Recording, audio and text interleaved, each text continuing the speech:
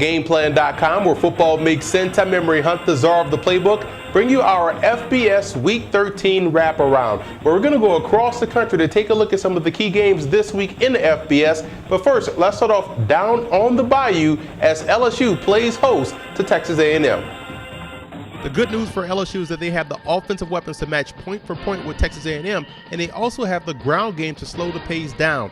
Johnny Manziel is looking to get revenge versus the Tigers defense that essentially shut him down last season. And I think both defenses will struggle, but LSU's linebackers and secondary will be the most detrimental to the team's success, so I like the Aggies in this ball game.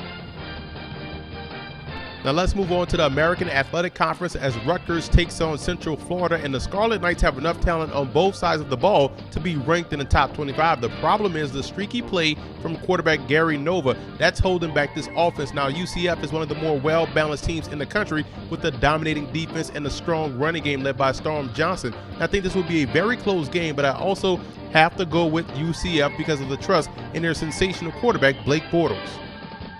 A big battle in the Mountain West Conference as UNLV takes on Air Force, and the Rebels were so close versus Utah State 2 weeks ago.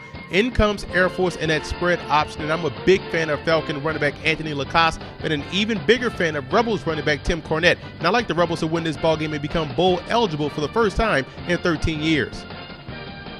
Next up, we have Navy taking on San Jose State, and the midshipmen are led by one of the most talented quarterbacks in the country in Keenan Reynolds, whose passing has really opened up that triple option attack. And Navy has also been surprisingly stout defensively. San Jose State has gone through an up and down season filled with both winning streaks as well as losing streaks, and quarterback David Fales has to be a little bit better in protecting the football, and that Spartans defense must stay disciplined versus this option attack. This is a tough game for San Jose State as I see Navy coming away victorious on the road. Big battle in the Big Ten between Wisconsin and Minnesota, and this is a huge game in that conference as both teams are fighting for national respect, and you have the top scoring defense in Wisconsin led by all Big Ten performer linebacker Chris Borland, and the Gophers come in averaging over 215 yards per game running the football, and their defense is nothing to sneeze at either. All things being equal, let's say both run defenses show up in this ball game. The question then becomes, which passing game do you trust the most? And I look at Joe Stav and Jared Abbrederis being able to connect later on in the ball game for big plays via the air. So I like the Badgers to win this one over the Gophers. BYU travels to South Bend to take on Notre Dame, and this is a very good game here between two excellent defenses. BYU's linebacker Kyle Benoit is a guy that makes play after play, but when you look in the secondary, I've been very impressed with cornerback Robertson Daniel. Offensively, we know the Cougars can beat you on the ground with quarterback Taysom Hill and running back Jamal Williams, and in the air with wide receiver Cody Hoffman. Now for the Irish, the talent is definitely there offensively. They have a very good offensive line. The skill positions are top notch, but can quarterback Tommy Rees protect the football? This Irish defense, I believe, will keep them in it, and the big matchup is between Bennett Jackson, the cornerback, taking on Cody Hoffman, the outstanding receiver. And that's a very good front seven that Notre Dame has versus the running game. But again, this will be a great game, and I like the Cougars to knock off the Fighting Irish because I can't trust Tommy Rees to protect the football, especially versus an over-aggressive and athletic and opportunistic BYU defense. Cal takes on Stanford in the big game, as it's called, and this is a bounce-back game for Stanford, who took a loss last week versus USC. The key for Cal is if they can match physicality at the line of scrimmage on both sides of the ball versus that Cardinals offense and defense, because they do have the athletes on the flanks, but I just don't see Stanford losing back-to-back games, so look for the Cardinals to win big over their hated rival, the Cal Golden Bears.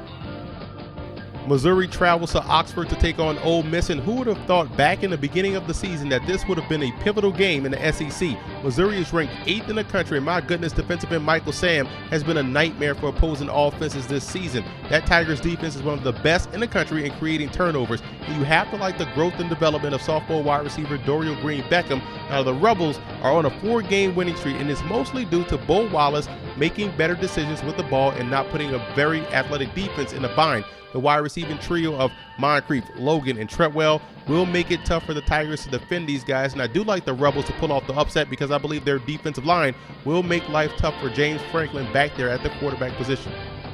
Next up, we have UL Monroe taking on South Alabama. At one point in the season for the Warhawks, all was lost. You had quarterback Colton Browning. He was out for an extended period of time. They were 2-4, and now he has returned to the starting lineup and have since gone 3-1. They are 1 game away from being bowl eligible. South Alabama stands in their way, and I'm a big fan of the way the Jags have played so far this season. They are literally 5 plays, not points, away from being 8-1. So this is a very good football team, but I like ULM in this ballgame. They're just too good up front defensively, and I think they'll go on the road and knock off the Jags.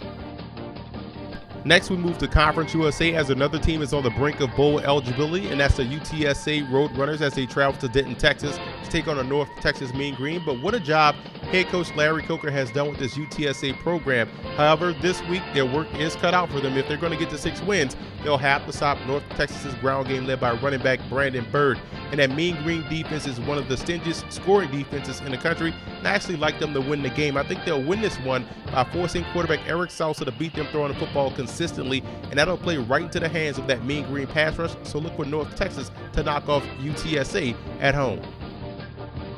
And finally, we have a top 10 battle between 2 Big 12 teams in Baylor and Oklahoma State. Now, here are some coaching points for both teams in this matchup. For Baylor, the wide receivers have to be able to beat bump press. Oklahoma State will try to throw off the timing of the passing game by jamming the wide receivers at the line, so it's imperative that they're able to get off the bump.